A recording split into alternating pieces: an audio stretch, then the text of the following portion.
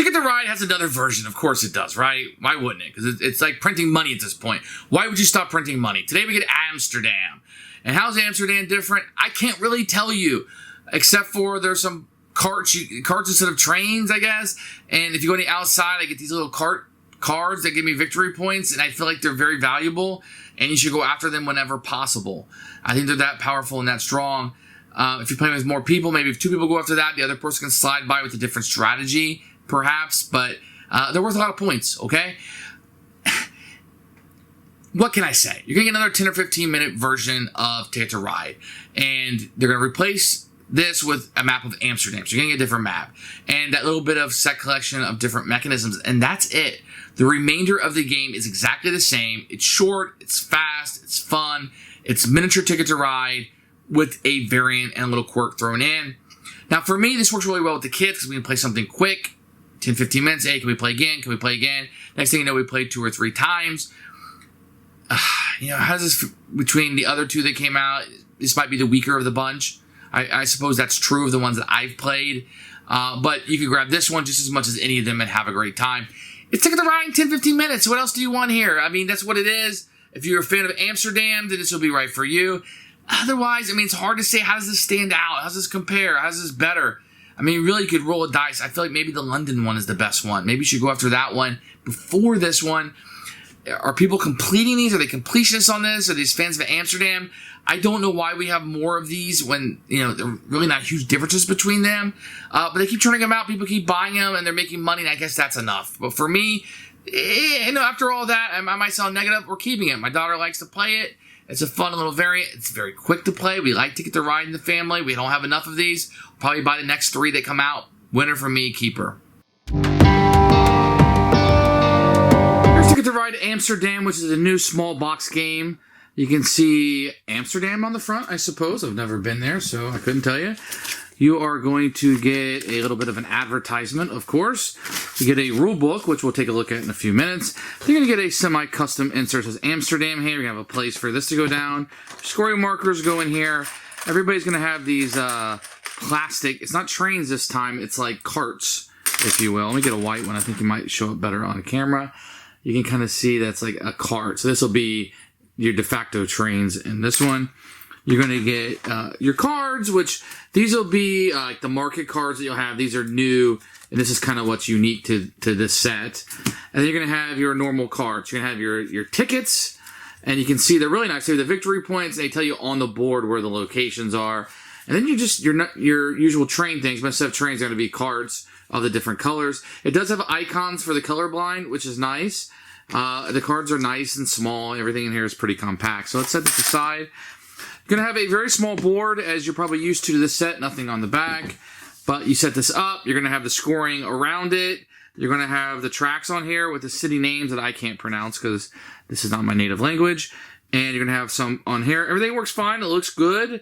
You got your scoring over here for the market ones. No complaints. Here's a rule book. It kind of looks like a pamphlet, doesn't it, that you would get.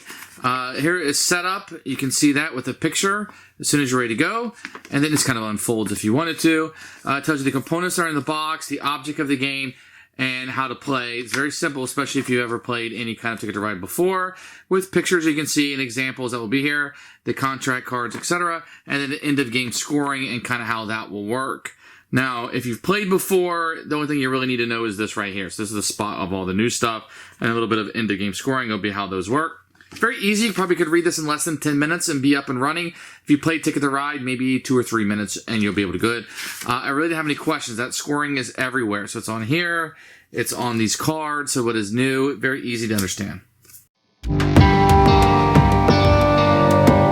I'm going to kind of explain Ticket to Ride really quickly of how you play the game itself. And then I will show you what's new in this one. So what's going to happen is during the game, you're going to get these ticket cards. And what you're trying to do is score these points. And you want to try to lock up these spots. So this is the board on the card. And this is the board here. So you want to get from Jordan to Montaurin. So you want to build through here.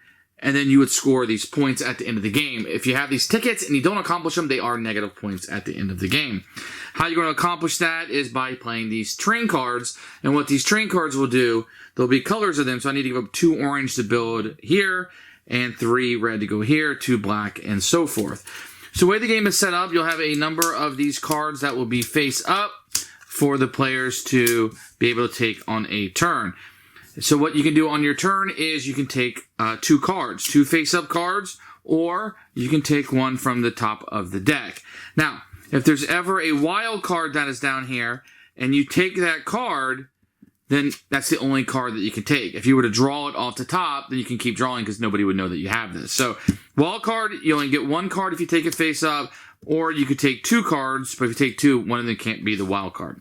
That's one option you have. The other option you have is to draw 2 ticket cards. You must keep one, or you can keep both, and you make those decisions if you want to keep these or not. Remember, if you don't fulfill them, they are negative. The last thing you can do on a turn is build a route. And building routes is fairly easy. So if I wanted to build right through here, and I had green cards in my hand, I could give up 2 green cards, and then I would place these down on the board. Now that's my location. Nobody else can build there. The gray ones can be any color, but it has to be the same color. So I couldn't do blue, red, orange. I have to go 3 blue, 3 green, or 3 orange, but it can be any color I want. Keep in mind there are some locations that you can do one person go here and another person go here, but the same person couldn't go to both locations. Each time you build on here, you'll be able to score. There's scoring up here. So if you do one that has like 4 trains, like right here, you'll score 7 points, and those are scored immediately. A 3 long train, which would be like right here, will score you 4 points. These little 2 ones will score you 2, and a single one will score you 1 point. Now, the only little caveat to this game is that if you build on one of these that has the cart built on it, you can take one of these cards. And at the end of the game, this is like a set collection, so whoever scores the most will score. So depending on the number of players, you can see it right here. In a 4-player game, whoever has the most gets 8 points, then 6, 4, 2, 0. That's a 5-player game, and etc. So in this game, 8, 5, 2, 0. And so you're just going to award points for collecting these as you go, and you get those from going on the outside, or these ones that has the carts on it. Very easy to play. You should be able to play this game in about 15 minutes, 10-15 minutes. Very quick playing. That's how you play.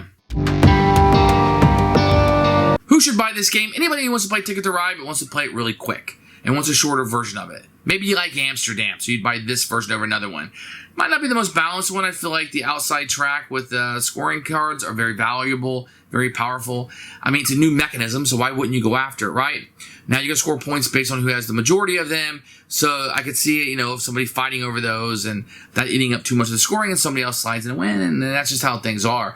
But at the end of the day, it's a 10-15-minute version of Ticket to Ride. You know what you're getting into. For us as a keeper, my daughter likes it. I'll play with her, and it plays quick. I couldn't ask for anything more, right? So, keeper for us.